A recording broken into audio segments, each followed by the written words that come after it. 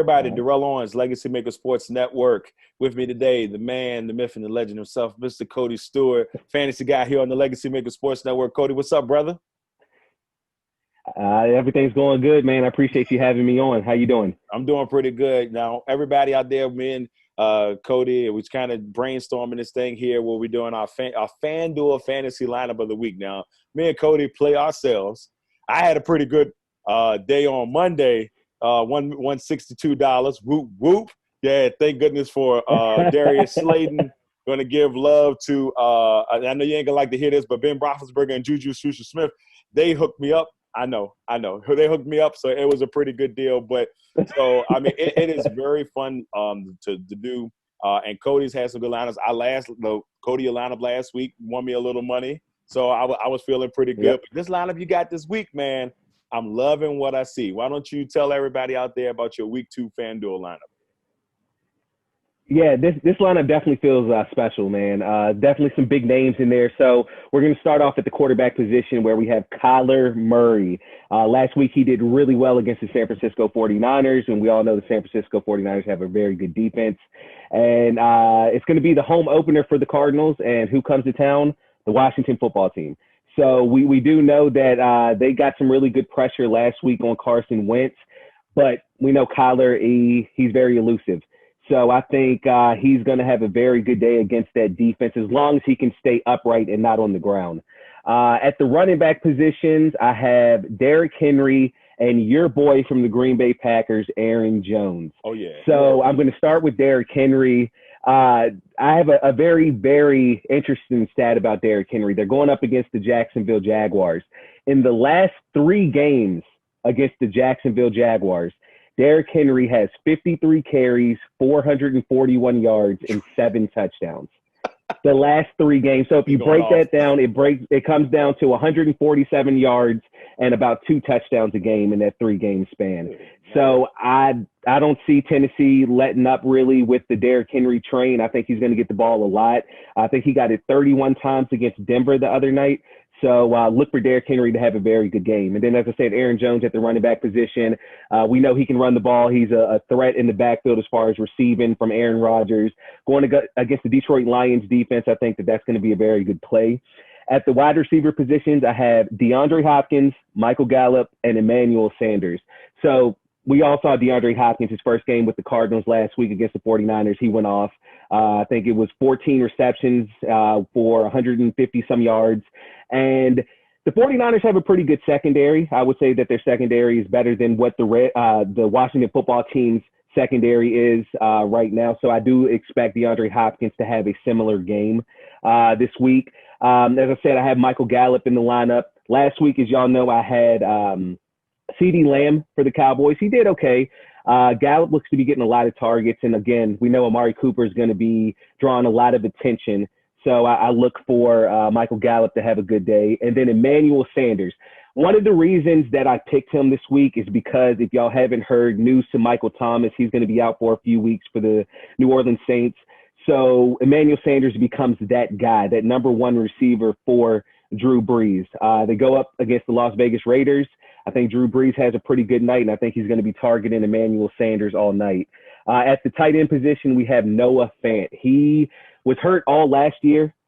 First game on Monday night against the Tennessee Titans, he had, I believe it was 80-some yards and a touchdown. They are going up, I believe, against the Steelers, so that is a tough matchup. But Fant reminds me a little bit of my guy, Evan Ingram. Very fast, but in tight end position. I think he has a good night against the Steelers. At my flex position, I'm starting San Francisco 49ers running back Raheem Mostert. Hold on. I don't even know how to pronounce the last name. I've been trying to figure all I know look, after the way he treated Green Bay last year, I'm still struggling. I just look at him, call him Mustard because I feel like that's what he left us on the field last year. So, I mean, yeah. But, yeah, Mostert had a great week last week, had a He touchdown, did. like a 75-yard catch for a touchdown. So. Yep. And you factor that into they are playing against the New York Jets, which the Jets might be the worst team this year. I mean, it very well could be. I got them going 1-15. People say you got the Jets going 1-15. Yeah, I mean the way they played last week. I know it's only week 1, but still, defense did not look that well against the Buffalo offense. And I believe that this is going to be something where Raheem is going to be able to go off against that Jets defense. Maybe get a couple touchdowns, one through the air, also one on the ground. So that'd be nice. And then at my defense / special teams position, we're rolling with the Tennessee Titans. As I said, they're playing the Jacksonville Jaguars. Here's 2 interesting stats for the Tennessee Titans. In the last 3 out of the last 5 games against the Jaguars, the Titans have held Jacksonville to 10 points or less in 3 of those 5 games. And then in total, out of those 5 games, Tennessee has forced 7 turnovers. So I'm expecting to see a little bit of that as well. We know Tennessee, especially with getting Clowney the other week to already stellar defense, I think we're going to see them be able to clamp up the Jacksonville Jaguars, and I think Tennessee puts up some pretty big numbers defensively. Yeah, I love this lineup. When I first saw it, I said, this is pretty solid right here. I think the thing that makes me smile the most with this lineup would probably be Sanders, because you can get Sanders for such a low value, and he's going to be the number 1. So for those who know, like, your high value receivers are usually 8,000, anywhere between 7,000 and 8,000, but you're getting Sanders for 5,700, and I'm like, yeah, this is a really good spot for him. And then you look at a guy like Noah Fant, who had a really good last week points-wise. He's another person that you can get, pretty much on the cheap. Murray's numbers have went up a little bit because of his performance last week against San Francisco. He does take on another tough defense in Washington.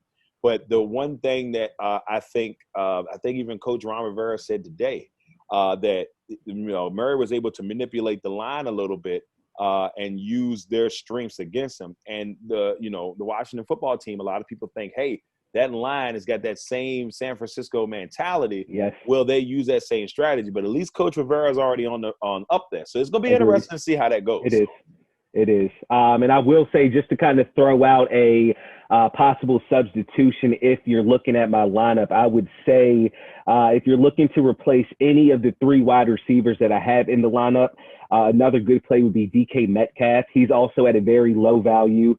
And they go up against the New England Patriots on Sunday night. We know Tyler Lockett's going to get a lot of attention because of his speed.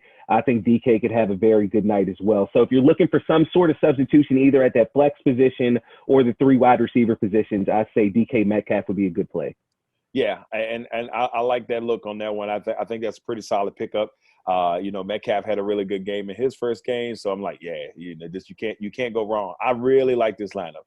Yeah. My man Cody, you done it again, brother. I'm excited. I use this one in my I use this lineup in my $5 lineup. So we're gonna see if I can bring the $3,000 home. We're gonna see what happens. You know what I'm saying? That'd be nice. It would be nice. LegacyMaker camera equipment. That's all I'm saying about that. All right, everybody. This was the LegacyMaker Sports Network FanDuel lineup. Cody Stewart's FanDuel lineup. Cody, thank you, brother, once again. We'll see y'all all next week. We'll also be on the podcast as well as have this segment. So thank you all for tuning in. Me and Jay will be back on Sunday to do our predictions for the week. So thank you all. Cody, anything you got to say before we roll, brother? Go Giants. In fact, right? Hey, you picked them this week. Fingers crossed, man. We'll see. All right, everybody. I'm Darrell Lawrence, Cody Stewart, LegacyMaker Sports Network. Until next time.